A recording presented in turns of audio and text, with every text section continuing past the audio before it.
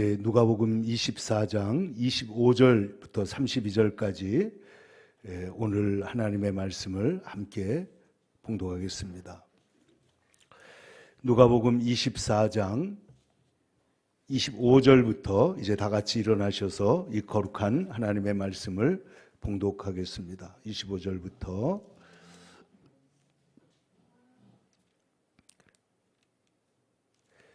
32절까지 말씀을 봉독합니다. 시작.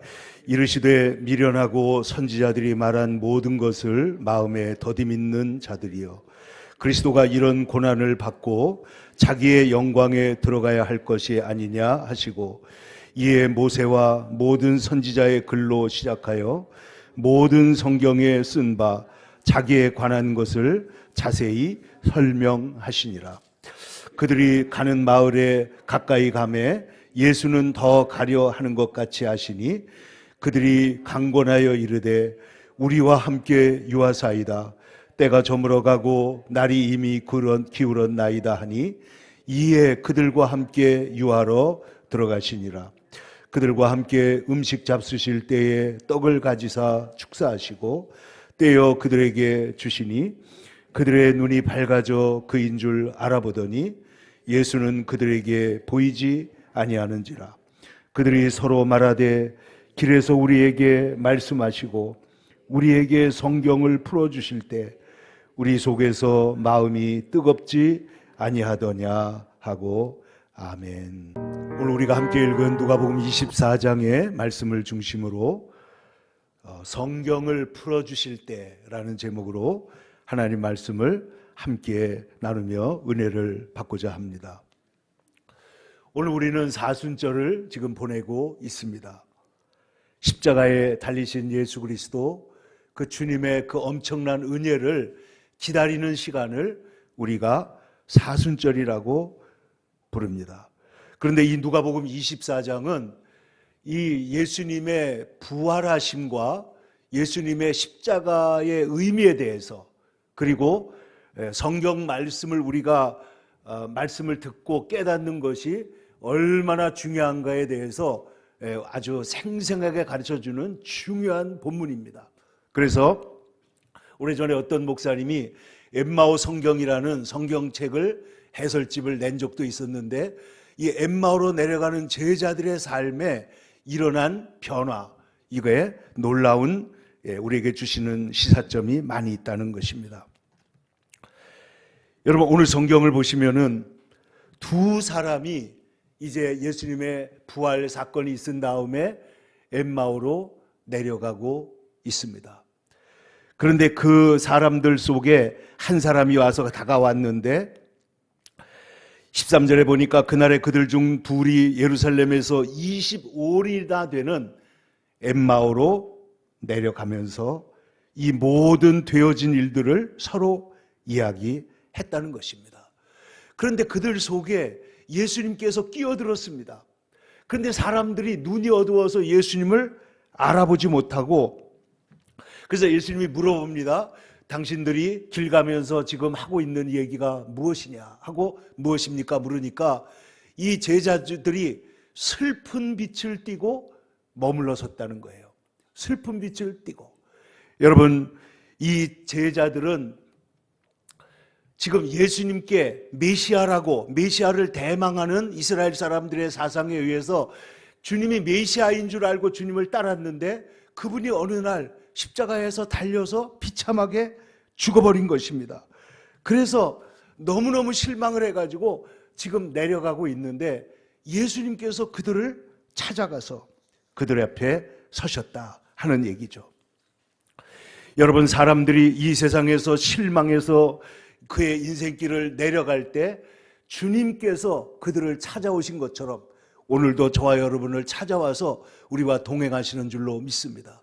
때때로 우리가 알지 못하지만은 주님께서 오셔서 말을 거시고, 주님께서 오셔서 성경 말씀을 들려주시고, 주님께서 그 목사님을 통해서, 그 권사님을 통해서, 그 장로님을 통해서 우리를 만나주시면서 우리에게 다가와서 말씀을 거시는 거예요. 우물가 여인에게 가서 물을 좀 달라고 하시던 예수님께서 지금 이 실망한 두 제자를 찾아가셔서 말씀을 걸어 주신다는 것입니다. 예수님께서 나를 찾아와 주신다. 하늘 보좌를 버리고 이 땅에 인카네이션, 성육신 하신 그 주님은 오늘도 우리의 슬픔의 현장에, 우리의 낙심의 현장에, 우리가 힘들 때 우리를 찾아와 주시는 분인 줄로 믿으시기를 바랍니다. 하나님은 언제나 주님을 찾아와 주시는 거예요. 그런데 이 실망한 사람들에게 이 사람들이 왜 실망했느냐 보면은, 지금 보세요. 예수님이 부활하셨잖아요. 그럼 실망할 필요가 없잖아요. 예수님이 지금 함께 걷고 있잖아요. 그러면 너무나 기뻐서 지금 주님을 붙들어야 되는 시간이 아닙니까? 그런데 왜 실망하고 있냐는 거죠. 왜 실망하냐? 눈이 어두웠기 때문이에요. 주님을 알지 못하는 거예요. 하나님을 제대로 알지 못하는 거예요. 그런데 이 사람들이 알지 못하는 거는 지금 주님을 눈으로 보지 못하고 있는데 그 이유들이 여기 있습니다.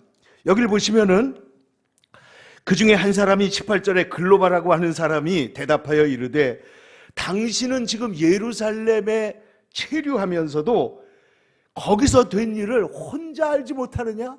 그러니까 예수님이 십자가에 죽으신 이 사실은 예루살렘 성에 모르는 사람이 있어요, 없어요?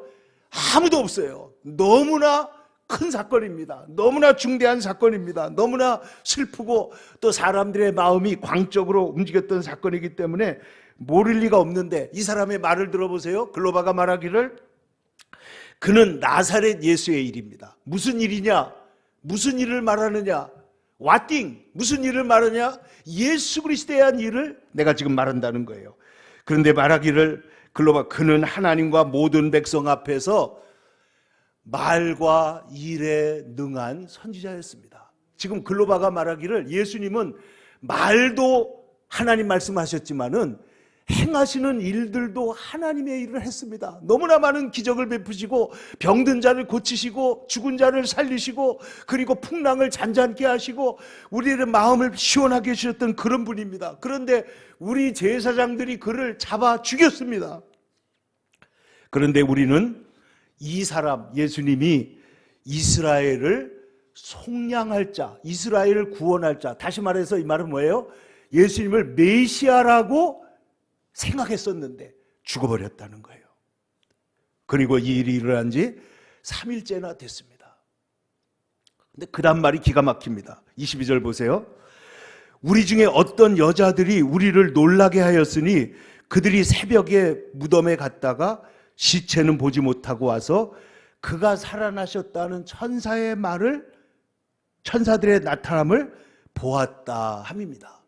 그리고 두 번째 24절에 보면 우리와 함께 한 자 중에 두어 사람, 이 두어 사람이 누구죠? 베드로와 요한입니다. 베드로와 요한이 달려갔죠. 무덤에가 과연 여자들이 말한 바와 같이 무덤이 비어 있다는 것을 보았으나 예수는 보지 못하였다라고 합니다. 그래서 우리가 실망하고 있는 것입니다. 여러분 한번 생각을 해보세요. 저 같으면요, 저는 딴 거는 잘 못하지만은 저 같으면은 무덤에 달려가 봤을 것 같아요. 여러분 어때요? 예수님이 살아나셨다는 거예요. 무덤이 비어있다는 거예요. 놀라운 하나님, 천사를 만났다는 거예요. 그러면 여러분의 마음속이 여전히 실망하고 여전히 좌절하고 실망해서 지금 엠마오로 내려가야 되겠습니까? 아니면 가서 적극적으로 증거를 찾고 예수님이 살아계신지 알아봐야 되는 거 아니에요? 다시 말하면 이 제자들이 지금 낙심하고 있는 이유는 눈이 어두워졌기 때문이고 마음에 적극성이 없어요. 마음에 긍정적으로 적극적으로 하나님의 진리를 찾는 마음이 없다는 것입니다. 그래서 이 사람들이 실망하고 있는데, 여러분 이 실망이 얼마나 나쁘냐면은, 여러분 옛날에 심리학자들이 실험을 했는데, 물론 가엾은 쥐죠. 이 쥐를 잡아가지고 캄캄한 빛이 하나도 안 들어오는 조그만 상자에다가 가둬놓으면, 이 빛이 안 들어오면 이 쥐가 3분 만에 죽더라는 거예요. 그런데 그 속에 빛이 조금이라도 들어가게 해서 상자에 빛이 들어가면 이 쥐가 36시간 동안이나 살아있더라는 것입니다. 여러분, 우리가 감옥에 갇힌 사람들이 정말 신라 같은 빛이라도 들어오는 것을 향해서 거기에 고개를 두고 얼마나 빛을 사랑하느냐는 거예요. 그래서 전도서는 말하기를 빛은 실로 아름다운 것이다. 생명을 사랑하는 자는 빛이신 하나님, 그리고 우리의 생애에 빛을 비춰주시는 주님을 찾게 돼 있는데, 그래서 에릭 프롬이라고 하는 유명한 여러분 심리학자는 말하기를 인간은 호모 에스페란스라고 했는데, 이 말은 인간은 소망적 존재라는 겁니다. 소망이 없이는 살 수가 없다는 거예요. 근데 이 제자들이 지금 소망을 잃어버렸습니다. 낙심했습니다. 그래서 지금 낙향하고 있습니다. 근데 예수님이 다가갔는데 이들이 발걸음을 멈췄는데 슬픈 빛을 하고 그 발걸음을 멈췄다. 여러분, 우리에게 하나님의 은혜가 필요할 때 이 두 제자들처럼 낙심해서 낙향하는 사람이 아니라 주님을 향해서 나오시기를 축원합니다. 천국은 침노하는 자의 것이다. 여러분, 진리는 하나님 앞에서 그것을 추구하고 붙잡으려고. 여러분, 하나님의 은혜는 하나님이 주도적이고 하나님이 능동적이고 하나님께서 먼저 우리를 사랑하시고 우리를 하신 것이지만은 우리는 어떻게 해야 되느냐? 소경 거지 바디메오처럼 예수님께서 손을 내밀라고 할 때 손을 내밀어야 되고 일어나서 걸어야 되고 그리고 우리의 묵은 그런 것을 내버리고 주님을 향해서 달려나가야 한다라는 것이죠. 그래서 이 믿음의 신앙의 적극성, 그러면 이 사람들이 왜 낙심했느냐, 실망했느냐 하면은 불신앙적이고 소극적이고 그리고 하나님의 말씀에 대해서 눈이 닫혀 있었다 하는 것이죠. 그런데 여러분, 오늘 성경에 보면 예수님께서 이 제자들에게 뭐라고 말씀하냐면은 25절에 보세요. 미련하고 더디 믿는 자, 이렇게 말했습니다. 미련하고 더디 믿는 사람들이다. 보세요. 미련하고 선지자들이 말한 모든 것을 마음에 더디 믿는 자들이요. 미련하다는 거예요. 하나님의 말씀을 제대로 알지 못해요. 왜냐하면 이 사람들이 지금 보고 있는 것은 어디까지 본 거예요? 십자가까지 봤습니다. 예수님이 죽으시는 것을 봤잖아요. 그런데 그 십자가를 통해서 영광을 보지를 못하는 거죠. 그 십자가에 들어있는 하나님의 구원을 보지 못하고 있는 거예요. 그런데 이것이 구약 성경에 이미 예언되어 있어요? 안 되어 있어요? 예언되어 있습니다. 말씀하셨습니다. 뿐만 아니라 예수님께서 제자들에게도 여러 번 말씀했지만은 그들이 눈이 가리워져서 못 보는 거예요. 여러분, 우리 사람들과 대화하다 보면 여러분 설교 시간에도 말씀을 귀에 쏙쏙 들어오는 사람도 있지만은 어떤 사람들은 말씀을 듣긴 듣는데 이 말씀이 적중이 안 되고 딴 생각하면 설교가 다 끝났는데 오늘 내가 무슨 말씀을 들었지? 모를 수가 있잖아요. 이 제자들은 예수님을 따라다니고 말씀을 들었고 구약성경 말씀을 들었는데 오늘 예수님 말씀은 미련하고 선지자들이 말한 모든 것. 그럼 선지자들이 말한 모든 것이라는 구약성경의 핵심이 뭐예요? 바로 메시아, 예수 그리스도. 그래서 할레이라고 하는 핸드북을 쓰신 이 할레 핸드북의 저자 할레 목사님은 말하기를 구약성경은 한 나라에 관한 이야기고 신약성경은 한 사람에 대한 이야기다 그랬어요. 구약성경은 한 나라, 어디에 말해요? 이스라엘 나라의 얘기예요. 그걸 통해서 하나님의 역사가 어떻게 일어나는지. 근데 신약성경에 오면 그것이 한 사람, 누구의 얘기예요? 예수 그리스도의 얘기를 통해서 하나님이 이 세상을 어떻게 사랑하시고 세상을 어떻게 구원하시고 어떻게 우리를 구원하시는가 하는 이 모든 경륜이 하나님 말씀에 담겨 있다는 거죠. 그런데 이것을 제자들이 미련하고 더디 믿었다는 거죠. 미련하고 더디 믿었다. 자, 보세요. 그래서 26절에 그리스도가 이런 고난을 받고 자기 영광에 들어가야 할 것이 아니냐. 이것은 그렇게 마땅히 되어야 한다는 것이죠. 이게 구약의 뜻이라는 거예요.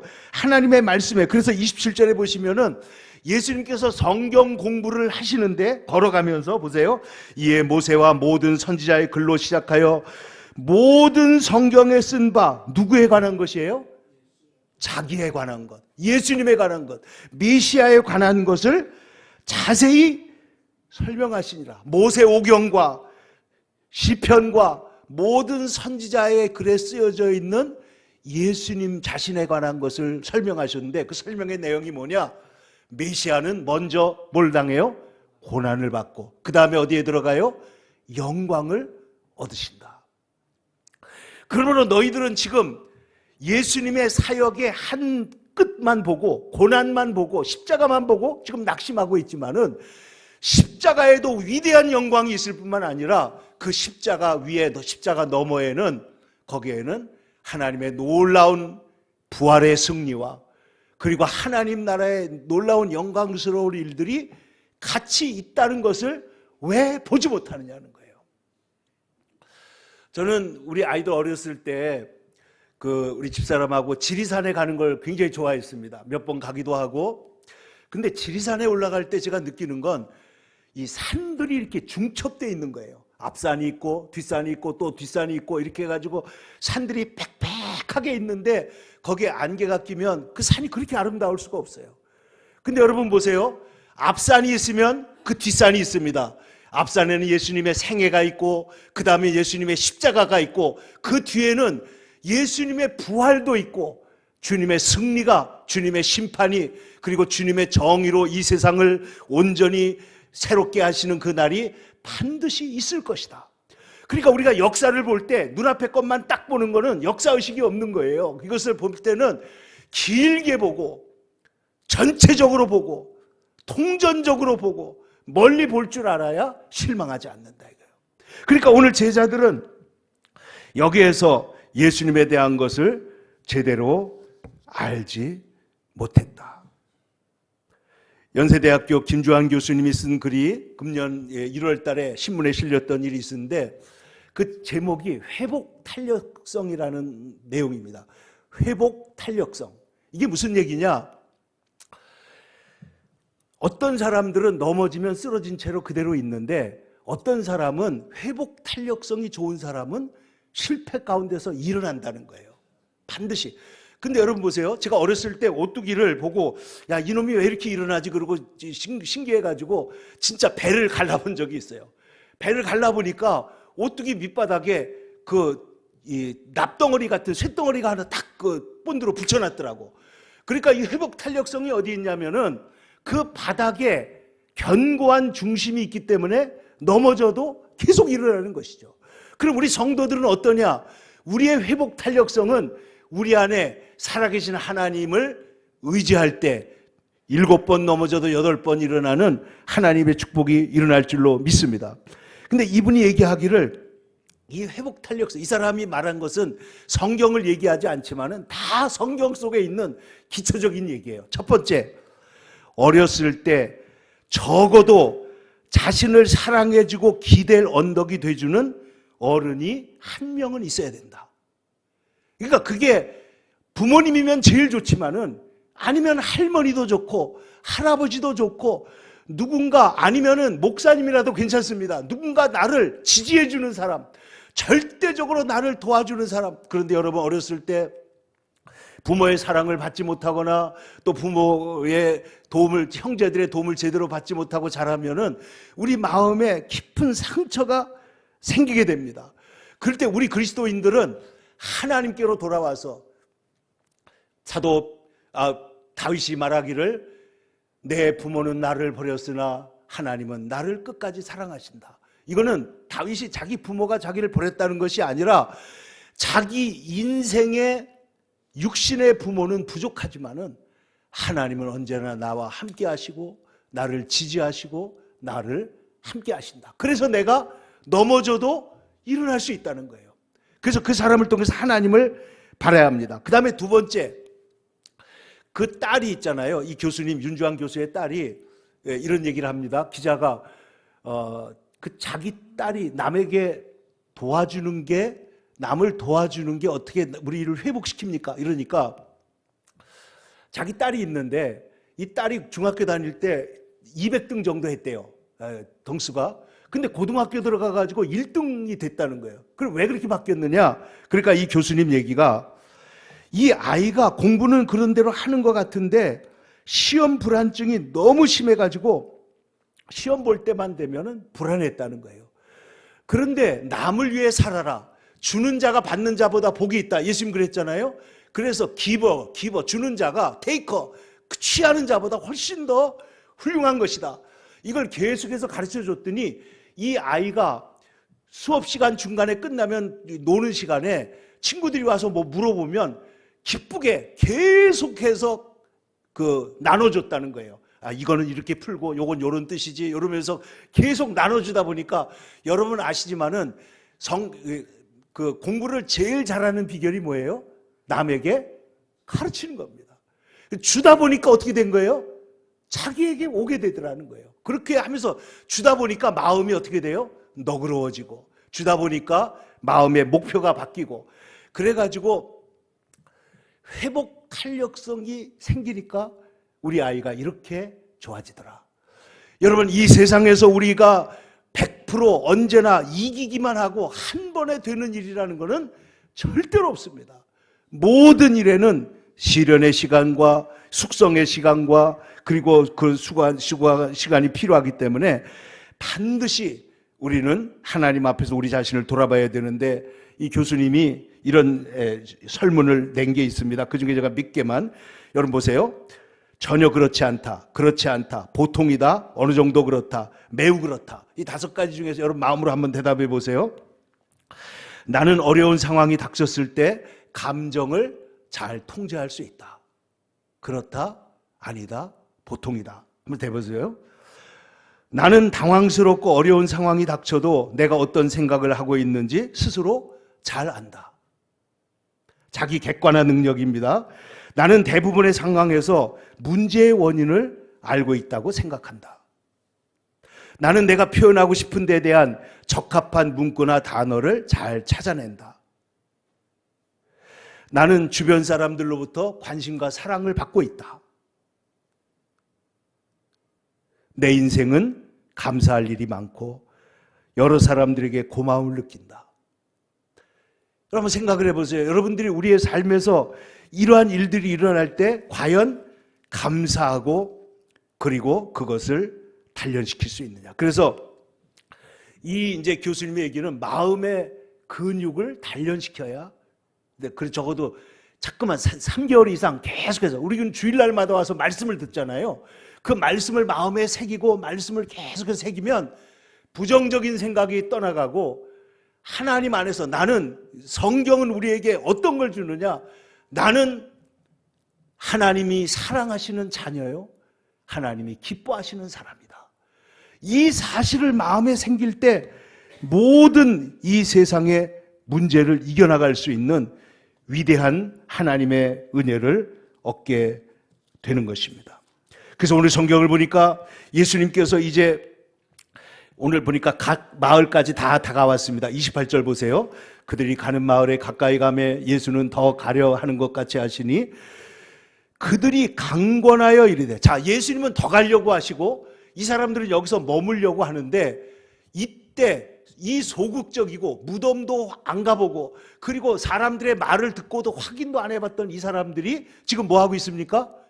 강권했다는 거예요. 저는 이 말이 너무 좋아요. 그러니까 이 사람들이 비로소 예수님의 말씀을 듣고 소극적인 사람이 적극적으로, 부정적인 사람이 긍정적으로 예수님 앞에서 지금 더 가려고 하는데 예수님 우리와 함께 말씀 더 들어주세요. 예수님인지 아직 모릅니다. 그래서 우리에게 말씀을 더 해주세요. 뭔지 모르지만은 너무너무 좋은 거예요. 그래서 붙잡았어요. 여러분 여기에 위대한 역사가 일어나는 줄로 믿습니다. 그러니까 주님의 말씀을 더 듣고 여러분 예배 시간에 주님 앞에 나오고 주님 앞에 사모하고 말씀을 사모하는 일이 얼마나 중요하냐는 거예요. 그럴 때 이 밤에 예수님께서 그들과 함께 유하러 들어가셨는데 30절 그들과 함께 음식 잡수실 때 떡을 가지사 축사하시고 떼어 그들에게 주시니 그들의 눈이 어떻게 해요? 밝아져 그인 줄 알아보게 되었다. 그러자 그 순간에 예수님은 할 일이 끝났기 때문에 그 자리에서 사라지셨다는 거예요. 근데 여러분 보세요. 여기에 그들의 눈이 어떻게 됐다고요? 밝아져.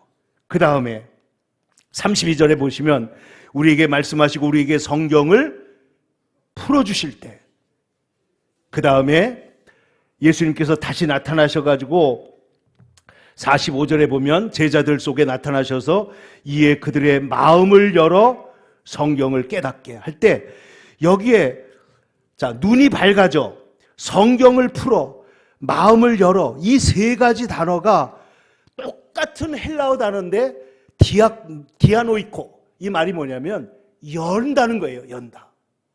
그러니까 지금 오늘 핵심, 말씀을 풀어주실 때 그 말이 뭐예요? 말씀을 열어주신 거예요. 눈이 열렸어요. 그 뭐예요? 눈을 열어서 예수님을 보게 하신 거예요. 또 말씀을, 마음을 열어, 그러니까 자, 눈을 여시고 말씀을 여시고 마음을 여셨다는 거예요. 그런데 이 세 가지 단어가 다 뭐라고요? 똑같은 디아노이코라는 거예요. 놀라운 얘기가 아닙니까? 그래서 오늘 31절 눈이 밝아져, 32절 성경을 풀어, 45절 마음을 열어. 그래서 이 마음을 여셔서, 그러니까 이 성경을 풀어주신다, 이 말이 뭐냐? 하나님께서 이 성경의 문을 열어주시는 영적인 시력을 이들에게 열어주신 것입니다. 그래서 이 디아노이코라고 하는 말은 닫혀진 것을 완전히 연다는 것입니다. 완전히 연다. 그래서 태의 문을 연다. 태의 문을 열면 누가 나와요? 아기가 나오잖아요. 태의 문을 여는 것 같이 눈을 여신 것이고, 여러분 사도행전 16장에 보면 루디아가 바울의 말을 들을 때 주께서 그 마음을 열어 말씀을 청종케 하셨다 할 때도 그것이 벌써 여는 거예요. 그러면 이 여는 게 누가 여시는 거예요? 주님께서, 성령께서 마음을 열어주시는 겁니다. 여러분, 우리의 마음이 열리기를 축원합니다. 우리의 눈이 열려지기를 축원합니다. 그런데 어떻게 해야 되느냐? 말씀이 열려야 눈이 열리는 거예요. 말씀이 열려야 돼요. 그래서 우리가 신앙생활은요, 말씀과 성령이에요. 말씀과 기도입니다. 이 말씀과 기도. 근데 이 말씀이 어떻게 우리에게 열리느냐? 성령의 역사로 말씀이 열려져야 되는데, 오늘 예수님께서 실망한 제자들 속에 가서 내가 나다 하고 말씀하시는 게 아니고 말씀을 열어주시니까 눈이 열린 것입니다. 말씀이 열리니까 마음이 열려서 이 사람들의 마음이 지금 어떻게 됐다고요? 마음이 뜨거워졌다는 거예요. 마음이 뜨거워진 거예요. 여러분, 마음이 뜨거워지는 데서부터 모든 인생의 변화가 일어나는 것입니다. 마음이 뜨거워진 거예요. 주님을 향해서 마음이 뜨겁지 않더냐? 오늘 성경을 다시 한번 보세요. 32절 시작. 그들이 서로 말하되 길에서 우리에게 말씀하시고 우리에게 성경을 풀어주실 때에, 디아노이고 풀어주실 때에 우리 속에서 마음이 뜨겁지 아니하더냐? 여러분, 말씀을 들을 때 마음이 뜨거워지는 체험이 있기를 축원합니다. 여러분, 말씀을 들을 때 마음이 뜨거워져요. 이 말씀은 내 말씀이고 이 말씀이 하나님께 주신 말씀입니다. 그래서 이 말씀을 들을 때 마음이 뜨거워지면 그 삶에 진짜 변화가 일어나요. 전에 말씀드린 대로 파스칼이, 그는 천재 수학자요, 또 수필가입니다. 그런데 그가 어느 날 마음을 하나님 앞에 성령의 감동을 받을 때 마음이 뜨거워져 가지고, 그래서 그 말씀을 기록해 놓고 내가 믿는 하나님은 철학자의 하나님이 아니라 아브라함과 이삭과 야곱의 살아계신 하나님이다 라고 써놓고 그는 일평생 그 체험을 소중히 하고 그 말씀을 사모했던 거예요. 여러분, 어렸을 때 아마 젊었을 때 봤던 팡세라는 책이 집에 꼭 꽂혀 있거든. 다시 한번 꺼내서 한번 읽어보세요. 모든 얘기가 신앙 얘기입니다. 모든 얘기가 하나님에 관한 것이에요. 그런데 여러분, 요한 웨슬레라고 감리교의 창시자였던 요한 웨슬레도 일기장에 이런 글을 썼습니다. 1738년 5월 24일 아침에 그는 루터가 쓴 로마서 주석을 읽고 있었습니다. 그런데 제가 알기로는 믿음으로 말미암아 구원을 얻는다고 하는 주제로 성경을 쭉 풀이해 나간 책인데, 이 책을 읽고 있던 중에 9시 15분경 이상하게 마음이 뜨거워졌다는 거예요. 말씀을 듣는데 마음이 막 뜨거워지는 거예요. 아, 은혜로 모든 것이 이루어진다. 로마서의 핵심이 뭐예요? 우리의 힘으로 되는 것이 아니고 능으로 되는 것이 아니고 죄 사함을 받는 것도 뭣도 전부 다 오직 하나님의 은혜로 이루어진다는 말씀을 읽고 있을 때 이상하게 마음이 뜨거워지면서 주님께서 내 죄를 다 사하시고 죄에서 사망에서 나를 구원하셨다는 것을 확신하게 되었다. 내 일생에 처음으로 경험한 뜨거움이었다.